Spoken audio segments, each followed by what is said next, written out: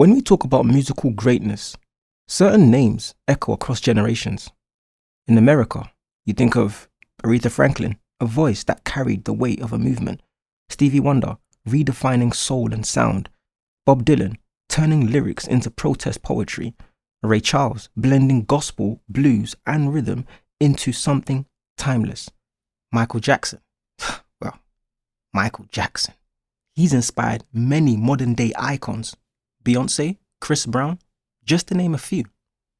From another era, you got Elvis Presley, reshaped popular culture. Frank Sinatra defined vocal elegance for decades.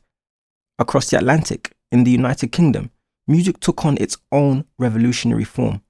The Beatles changed the direction of modern music entirely. David Bowie turned identity itself into performance art. Freddie Mercury made stadiums feel intimate. Elton John fused theatricality with raw songwriting. Adele carried heartbreak into a new century. These artists didn't just release records. They shaped language. They shaped fashion. They shaped how entire generations understood emotion. And it's just a few of them. There are a ridiculous amount of artists that we've not mentioned. But here's the thing about history.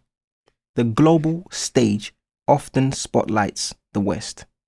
It tells us about New York, London, Memphis, about Liverpool.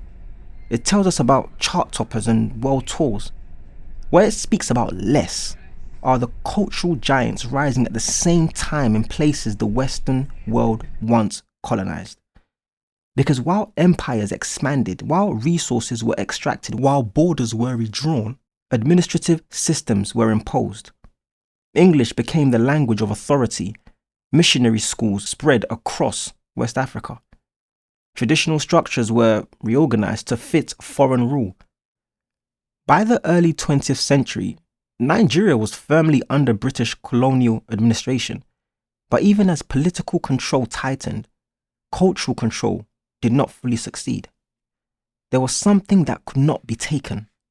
Rhythm, oral tradition, spiritual identity.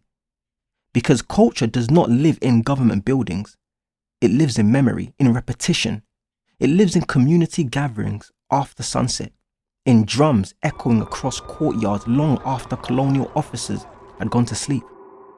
In West Africa, particularly among the Yoruba people of southwestern Nigeria, music was never just performance. It was philosophy.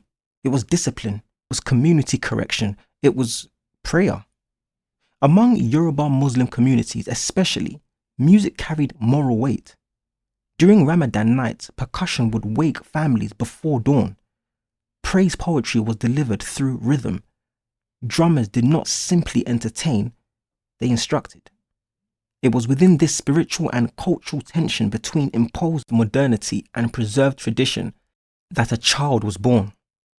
In 1919, under British colonial rule, in a town called Ijebu-Igbo in Ogun State, a child was born into that rhythm.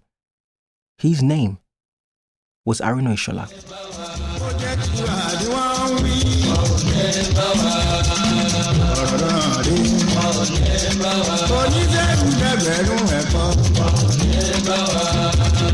Mo dá dúró náà jọmọ mi yẹn sí o.